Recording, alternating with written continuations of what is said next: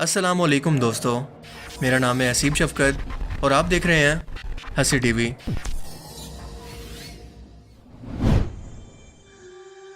قرآن کریم کی سورہ سبا میں اللہ پاک حضرت سلیمان علیہ السلام کا ذکر کرتے ہوئے فرماتے ہیں کہ اس کے لیے بناتے جو چاہتا اونچے اونچے محل اور تصویریں اور بڑے بڑے حوضوں کے برابر تالاب لنگردار دیگیں۔ اے داؤد والو شکر کرو کیونکہ میرے بندوں میں بہت کم ہے شکر کرنے والے۔ اس آیت مبارکہ سے ہمیں پتہ چلتا ہے کہ اللہ نے اپنے پیغمبر حضرت سلیمان علیہ السلام کو ایسے معجزات عطا کیے تھے جو کہ ان کے علاوہ کسی پیغمبر کو قیامت تک نہیں ملیں گے۔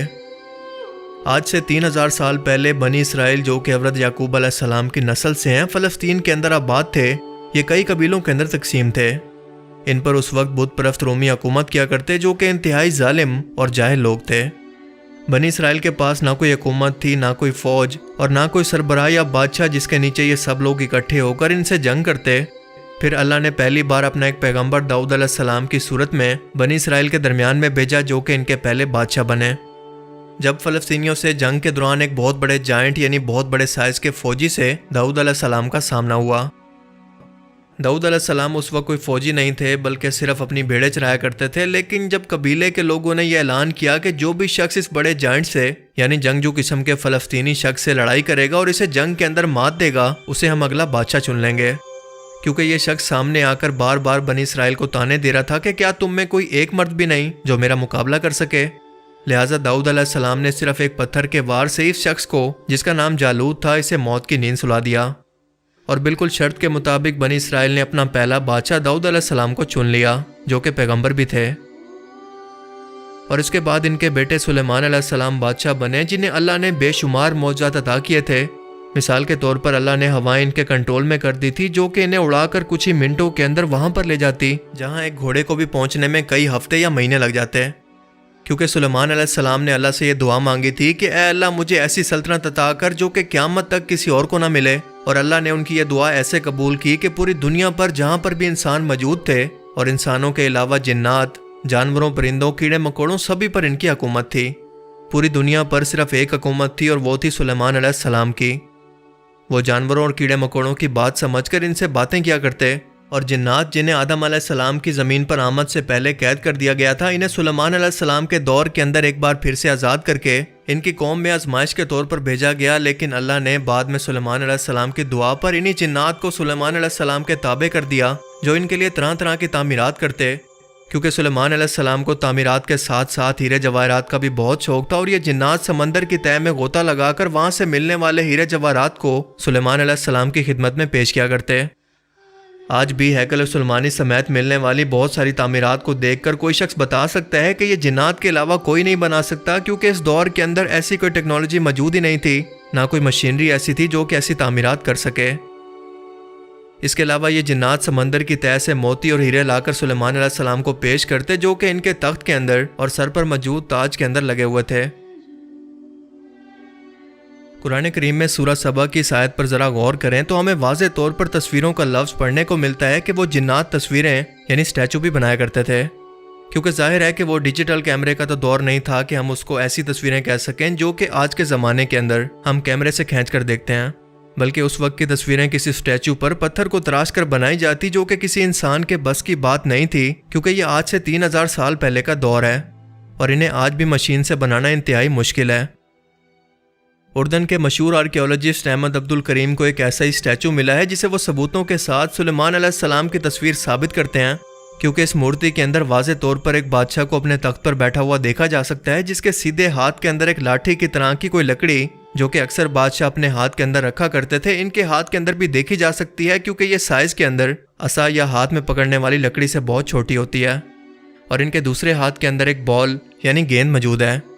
اور احمد عبد الکریم کے مطابق سلیمان علیہ السلام اسی لاٹھی اور بال سے دنیا پر حکومت کیا کرتے تھے، کیونکہ جنات کو کسی بھی جگہ پر اور کسی بھی طرح کا حکم اس لاٹھی سے اور اس بال سے دیا جاتا۔ یہ دونوں چیزیں بنی اسرائیل کے لیے اس وقت بھی انتہائی اہم تھی اور آج کے دور کے اندر بھی انتہائی اہم ہیں،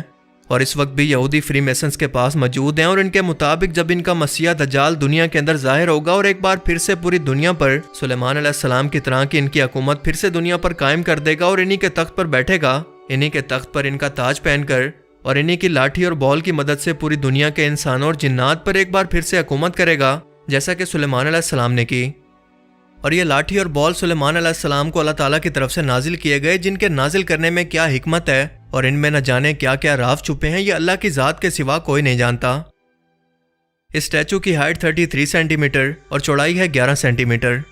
اس پر انتہائی نفاست سے کام کیا گیا ہے، جسے ہاتھ لگانے پر ایسا محسوس ہوتا ہے جیسے ریشم کا کوئی لباس ہو، اور اس تخت پر بیٹھے ہوئے شخص کو دیکھ کر ہم کہہ سکتے ہیں کہ یہ انتہائی خوبصورت چہرے کا مالک ہے۔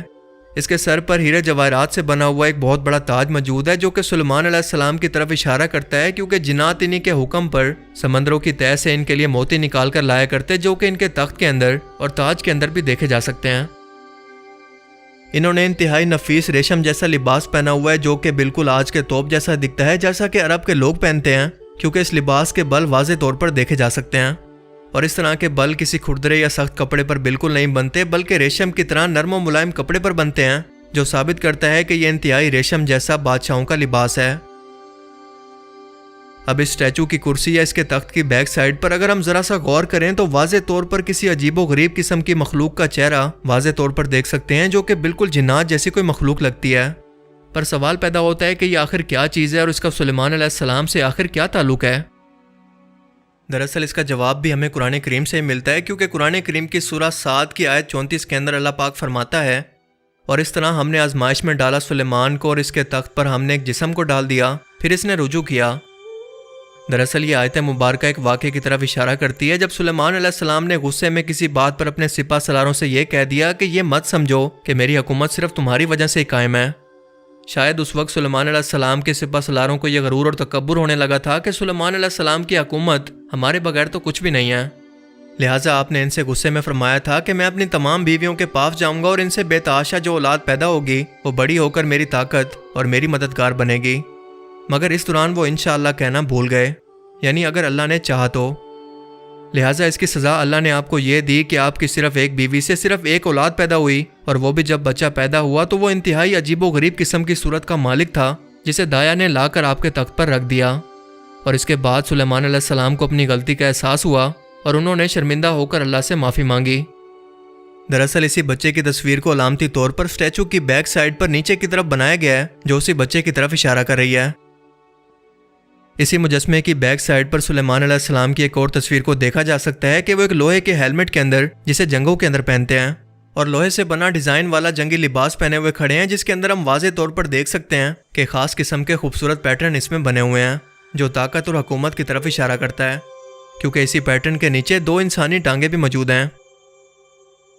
یہ مجسمہ سلیمان علیہ السلام کے کہنے پر ہی جنات نے تیار کیا تھا، جس کا مطلب کہ اس میں دکھائے گئے اس بال اور لاٹھی کا موجود ہونا بنا کسی مقصد کے نہیں ہو سکتا، جس کا تعلق اینڈ ٹائمز یعنی آخری زمانے سے بھی جڑا ہوا ہے، کیونکہ یہودی فری میسنز ایک بار پھر سے اسے دجال کو پیش کر کے گریٹر اسرائیل کو تعمیر کرنا چاہتے ہیں، جس کی حکومت پوری دنیا پر اور تمام مخلوقات پر ہوگی۔